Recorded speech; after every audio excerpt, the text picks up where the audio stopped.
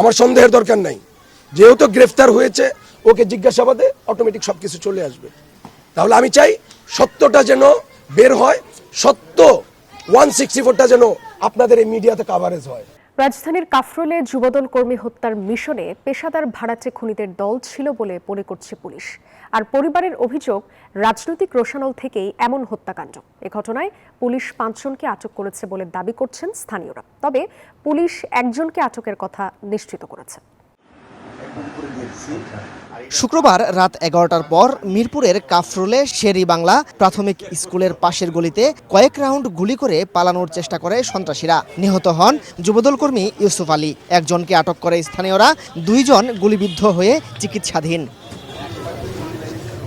থানা যুবদলের সদস্য সচিব হাফিজুল ইসলাম বাবুর সঙ্গে আড্ডা দেওয়ার সময় অপরিচিত কয়েকজনকে আশেপাশে ঘোরাঘুরি করতে দেখে কারণ জানতে চান ইউসুফ। কিছু বুঝে ওঠার আগেই তারা বাবুকে লক্ষ্য করে এলোপাতাড়ি গুলি চালায়। সেই গুলি লাগে ইউসুফ, মনির ও সালমানের শরীরে। আমার সন্দেহের দরকার নাই, যেহেতু গ্রেফতার হয়েছে ওকে জিজ্ঞাসাবাদে অটোমেটিক সবকিছু চলে আসবে।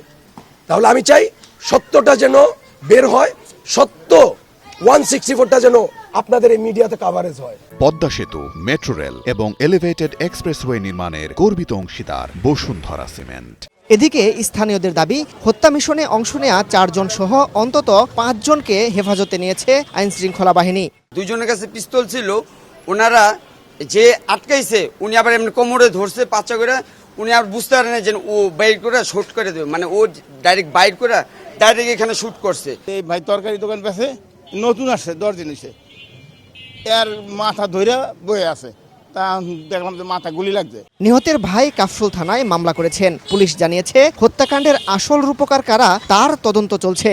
এই অভিযোগ যেটা দিচ্ছে ওই অনুসারে আমরা মামলাটা নিয়েছি, ওই অনুসারে আমাদের অভিযান চলমান আছে। আমাদের অবজারভেশনে মনে হলো যে যারা গতকালকে ঘটনা ঘটাইছে তারা পেশাদার। স্থানীয়দের দাবি আর পরিবারের সংশয় আমলে নিয়ে পুলিশ কি পারবে মূল পরিকল্পনাকারীদের সামনে আনতে, এমনটাই এখন স্থানীয়দের কাছে বড় প্রশ্ন। মাসুদ সুমন, নিউজ 24, ঢাকা।